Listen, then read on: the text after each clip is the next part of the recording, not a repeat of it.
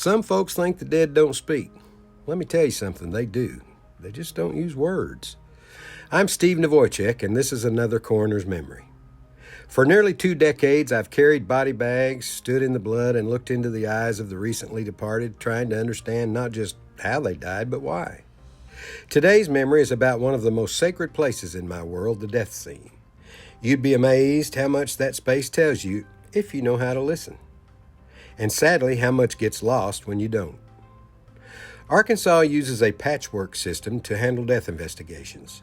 You've got cops, coroners, and the state crime lab, all orbiting the same tragedy, and sometimes stepping on each other's toes.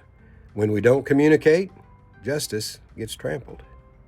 Now let me be clear, if the scene is sloppy, the story gets rewritten by lawyers, by rumor, or worse, by silence. Here's a story I never forgot. An old woman was bludgeoned to death in her home. No forced entry, no real evidence, and not a single damn suspect. But the lead investigator had the crime scene thoroughly photographed. Every wall, every shelf, even the ceiling, and not just the room where the body was found. They took what I call environmental photos. Shots of the area around the house, the yard, even the street outside, because the smallest detail can turn into the biggest break once an intensive investigation has begun. 6 months later, a neighbor who had been out of town when the murder happened finally saw those photos. She spotted something missing, a small radio that had been sitting in the living room. It turned out the radio was a gift from a young man down the street. When he was asked about it, he shrugged and said, "It was mine, she didn't need it anymore." That's called proprietary interest. That little radio was all it took. A murder solved because they didn't overlook a single detail. That's the power of environmental photos. That's the power of letting the scene tell its story. And while photographs can solve a case, sometimes the only thing that unlocks the truth is an autopsy. Let me tell you a true story from the 80s that still just absolutely blows my mind. We had a case, a sudden unexpected death of a relatively young man. Back then, the crime lab, because of budget issues, was refusing any case that couldn't be classified as a homicide. In other words, if you couldn't tell them on the phone that it was a homicide, they wouldn't do the case. Now that's crazy. Think about that. If it wasn't a homicide, they didn't want it. Well, if you know me, you knew I wasn't going to stand for that very long. I had a deputy drive the body to the lab anyway. I called the on-call investigator and told them flat out, "The body's in a bag at your back door, and we're leaving it there." Now, truth be told, I had no intention of really leaving him there, but it sure lit the fire under them. Suddenly, the lab came and got the remains and did their job. Later, I found out the governor's office had stepped in. Apparently, the optics of me holding a press conference with a body bag lying at the crime lab's front door didn't sit too well. That was a turning point.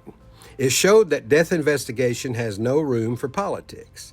Our job is simple: get it all, get it right, and get it the first time.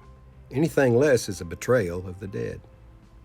But the failures weren't limited to adult cases. During the same era, sudden infant deaths were handled with protocols that were downright dangerous. If a baby died in what we called a crib death, the state crime lab wouldn't handle it. Instead, the case went through a grant program at the Arkansas Department of Health. And here was their rule. Listen carefully here. Before they would do a post-mortem, investigators had to get the written permission of both parents. Now, I'm stupid as a box of rocks, but even I knew the pitfalls of that. What if one parent was the killer? What if the other was too scared or too devastated to sign? And it was a nightmare waiting to happen. And it did. And of course, it was on my watch. Debra Sue Tuggle killed several of her infants before finally being caught, almost by a fluke. If you want the full story about this amazing case, it's covered in detail on the Coroner's Report podcast episode about Debra Tuggle, available on all platforms. But I can tell you this, that crazy protocol requiring 2 signatures gave Debra the cover to keep killing. Most of those bizarre policies are gone now, but the truth is, underfunding and neglect still haunt our death investigation system. And here's the hard lesson. The people in power rarely care about fixing it until they get dragged into it personally, until it's their child, their parent, or their neighbor, or a campaign contributor on the table. I left the world of government death investigations in the early 1990s. And to show how fast times change, consider this DNA wasn't routinely used in criminal cases until 1996. And back then it was slow, expensive, and hard to get. Nowadays, DNA science, and really all the forensic sciences, have advanced light years, but here's the truth. The basics haven't changed. Shoe leather, hard questions, and doing the job right the first time will always be the foundation. If you don't get it right in those first crucial hours, you're setting yourself up for embarrassment and maybe even injustice down the road. Because the dead don't get second chances, and neither do we. This has been A Coroner's Memory. I'm Steve Nawojczyk. Stay curious, stay honest, and always, always respect the scene.